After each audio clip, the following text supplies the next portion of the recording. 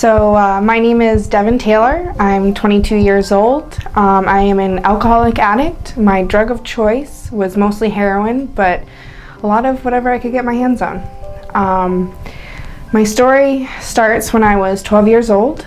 My best friend was my father, and when I found out that he got stomach cancer, it took a huge toll on me and my life.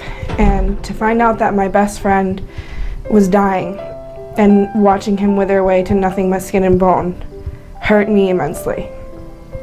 The day after he passed away, I didn't really take the time to grieve. I kind of just drowned myself in my friends. I was doing dance from age 5 till I was 14, and I was doing that 5 days a week, hanging out with my friends every free chance I got. And then as soon as I hit 14, I found pot, and I smoked it. My friend introduced me to it. I was so against it at first. It was always in my household, my father, they were always smoking around me, but I didn't really know what it was at that age. And then I found it, and I took it, and I went running with it. And it took control of my life. I smoked it every day until I came here to rehab.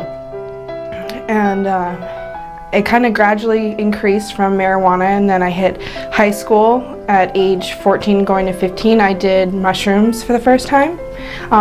Wasn't too into that, but definitely again took it, and as soon as I got it, went off running with it. Then the next year was my junior year. I did cocaine for the first time, and that was fantastic to me because it took my sorrow and made it into happiness, and I could tell you my life story in 5 minutes plus. I did graduate. I was single for a while. I met this guy. His name was Tyler. He was 27 and I was 18. There's a red flag right there. He was a damaged, ruined person, and so was I, so I thought we were perfect together. He introduced me to Oxy 80s, and that's where my addiction got horrifying.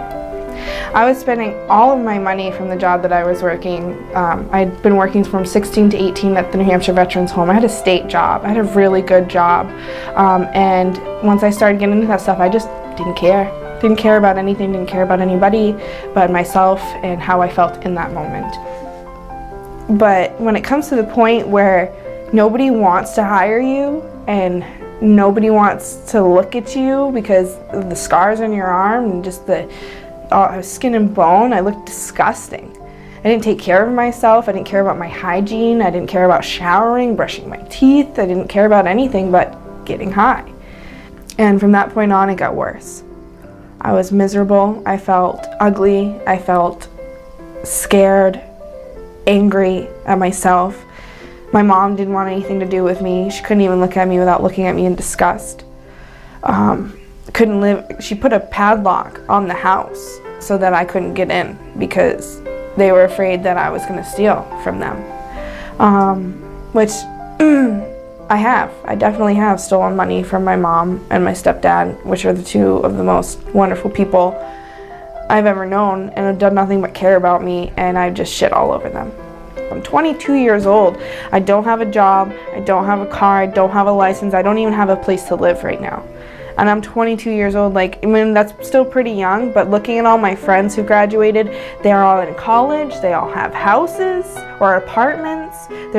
Some of them are getting engaged, some of them are already married, and it's like, I know that's pretty young and I have a lot of life to live, but what if I didn't figure this out right now? I'd still be in the same spot. I'd still be doing the same things. Have no friends, no real friends. So I made the decision to come here because, like I said before, my life had legitimately become unmanageable. I couldn't take care of myself. And then I went to AAs and I broke down and I was like, I don't know what to do. I don't know where to go. I don't know who to call, but I need help. I need to do something. And somebody suggested the Farnham Center. I'm only 2 weeks into this program, and I've been an addict since I was 14, the last 8 years, on different things. And for the first time in my life, I have strength. I've grieved for my father the way I never grieved when I was 12. I've cried, I've laughed. This is the first place where I ever got honest. Not with other people, but with myself. And I've told things and said things about the things I've done and the people I've hurt and the things I've done to myself that I thought I'd never be able to admit. And it's just like, it's just a weight that lifts off your, everything that I've learned has been looking at me, looking at the person who I am, the person that I want to be.